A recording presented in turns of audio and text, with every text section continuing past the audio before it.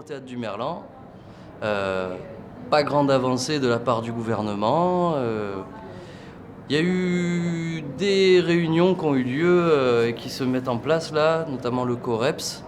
Donc c'est l'équivalent du CNPS mais à l'échelle régionale. CNPS, c'est Comité ou Commission nationale des professionnels du spectacle. Et donc le CNPS avait été annulé suite au fait que Roselyne Bachelot avait attrapé le Covid.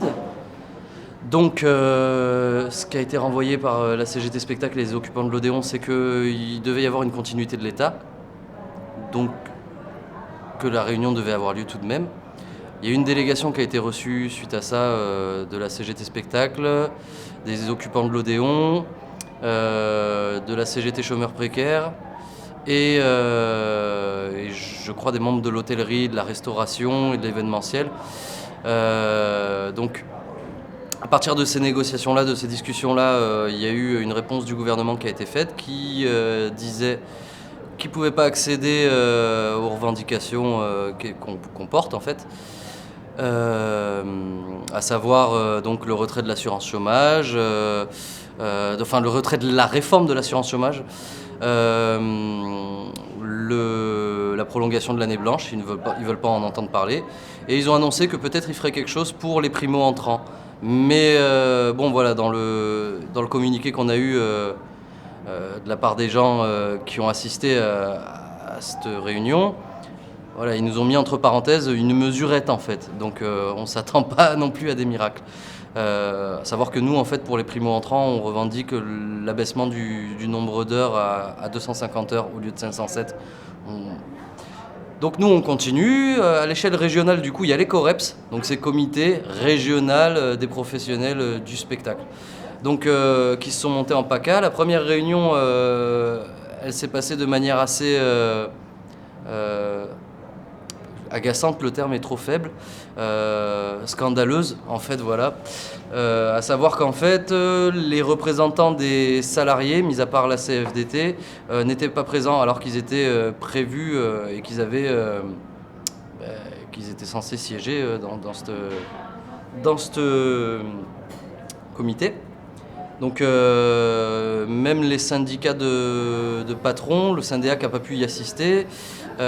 Donc voilà, c'était un peu une séance caduque. Alors, donc nous on était très mécontents, on a fait une lettre de la part de l'AG commune des lieux occupés sur Marseille, disant que on n'était pas d'accord avec la manière dont s'était déroulé le COREPS et qu'en même temps on aimerait bien aussi être reçu par le président de région, la préfecture et la DRAC pour pouvoir porter nos revendications en plus de ces instances plénières qui peuvent accueillir seulement en fait des organisations qui ont été élues. Et donc voilà, nos revendications, on est toujours, on bouge pas dessus quoi. On continue la lutte pour pouvoir arriver à un résultat. Donc on multiplie les actions, des diffusions de tracts. Des actions qui sont des diffusions de tracts. Rendez-vous à des ronds-points peut-être, non? C'est aussi, oui, je peux énumérer. Hein, il y a des actions de convergence avec les Gilets jaunes sur le rond-point, sur des ronds-points du côté de Saint-Loup à Marseille. Là ce matin, on a fait une diffusion avec le comité chômeurs précaires CGT devant le pôle emploi de la Belle de Mai, qui s'est très bien déroulé. Les gens à qui on donne des tracts où on explique en fait les conséquences de la réforme de l'assurance chômage sont très réceptifs, surtout quand on leur explique que ça va être mis en place au 1er juillet, qu'ils risquent de perdre 20% des indemnisations.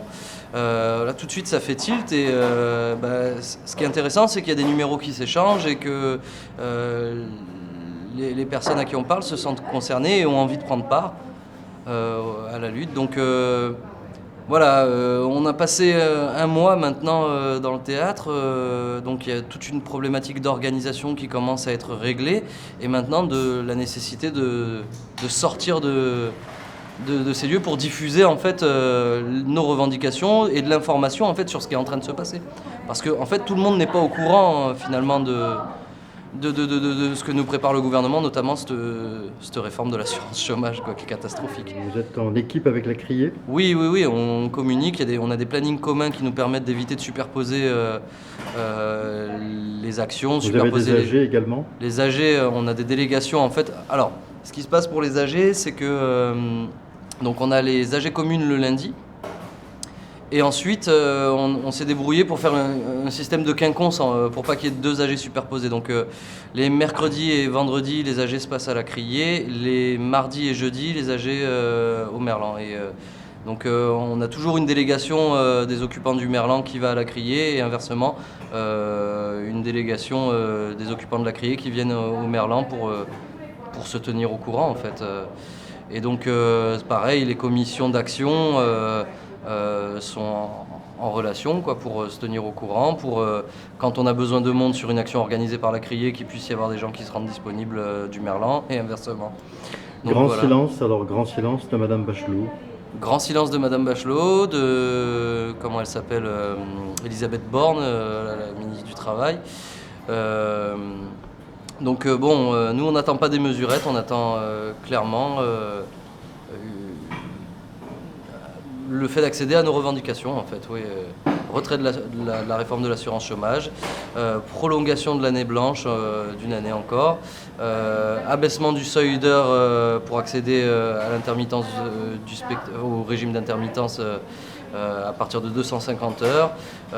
Toute la question aussi de l'accès au congé maternité pour les femmes enceintes et les congés maladie aussi, malgré le fait que les caisses soient vides. Donc un plan de financement pour le monde de la culture et toutes les personnes précaires, en fait, qui soient à hauteur de la situation actuelle. Enfin voilà, puis nous on était... La centaine de théâtres occupés, ça peut durer longtemps. Ils ne peuvent pas vous mettre dehors? Nous mettre dehors, Qu'est-ce qui les empêche?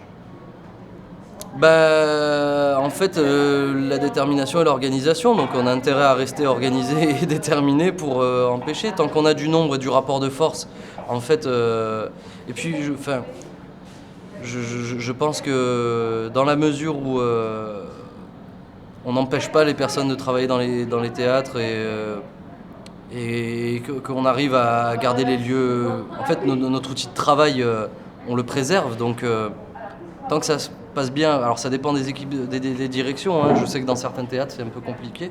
Nous on a la chance au Merlan d'avoir des bons rapports avec la direction et donc de pouvoir organiser mais tôt ou tard, il faut s'attendre à ce qu'ils vous disent bon maintenant ça suffit, c'est on ce vous qui met s'est dehors. passé. Il y a des conditions d'occupation, par exemple à la Criée, qui sont pas du tout les mêmes que chez nous. Ils sont bien organisés à la Criée. Ils sont bien organisés, mais par contre, voilà, ils sont obligés de subir des pressions. C'est-à-dire que moi, de discussions que j'ai eues avec des occupants de la Criée, je sais qu'il y a par exemple des vigiles qui passent au milieu des gens qui dorment pendant la nuit. Donc ça, c'est une manière de mettre une pression. Hein.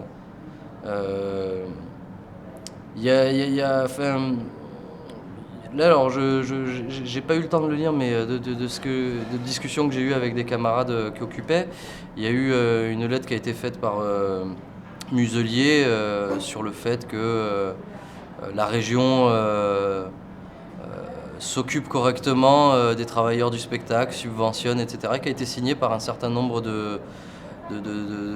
d'artistes et donc, dont Macha Makayev, et ça montre bien en fait l'écart qu'il y a en fait entre certaines équipes de direction et la plupart en fait et nous les revendications qu'on porte, c'est-à-dire que les directions sont pour une réouverture, oui ils veulent qu'on puisse créer de nouveau, etc. Nous on veut créer certes, mais on veut pouvoir travailler dans de bonnes conditions, être force de proposition sur les programmations et surtout en fait que les choses se fassent pas avec une simple réouverture. Il y a un intermittent sur 4 qui va pouvoir retravailler à la réouverture des théâtres, parce qu'en fait il y a tellement de choses, tellement de créations qui ont été faites, qui ont été répétées, etc., que ça va faire bouchon en fait. Donc il faut aussi être capable de financer le monde de la culture, le monde des travailleurs de la culture, du précariat, pour leur permettre de subvenir à leurs besoins vitaux en fait, en attendant de pouvoir retrouver une situation normale où tout le monde pourra travailler. Donc tout ça, On parle d'une réouverture au mois de juin. ouais. Sous quelle forme? Enfin, c'est-à-dire qu'à un moment, si c'est pour avoir des gros festivals avec des chaises écartées, je sais pas si il y a eu à Besançon, ils ont fait un happening sur la place où ils montraient un peu ce que ça pouvait donner à grande échelle sur une place publique, des personnes assises à 2 mètres de distance et personne n'a envie de ça. Et donc, voilà, il y a toute une problématique. Qu'est-ce qu'ils font sur la vaccination? C'est pareil, la question du passeport vert. Nous allons devoir tous être vaccinés, avoir le passeport vert et après venir vous voir au spectacle, quoi. C'est ça, ou alors présenter un test PCR qui certifie qu'on n'a pas le Covid. Mais bon, c'est un flicage en fait permanent. Ouais, est-ce que c'est de ça qu'on a envie? Enfin, je sais pas. Je pense pas. Ouais, cut. Mais bon, tu as pas mis les boîtes de thé, c'est pas bien. Très très bien, très très bien.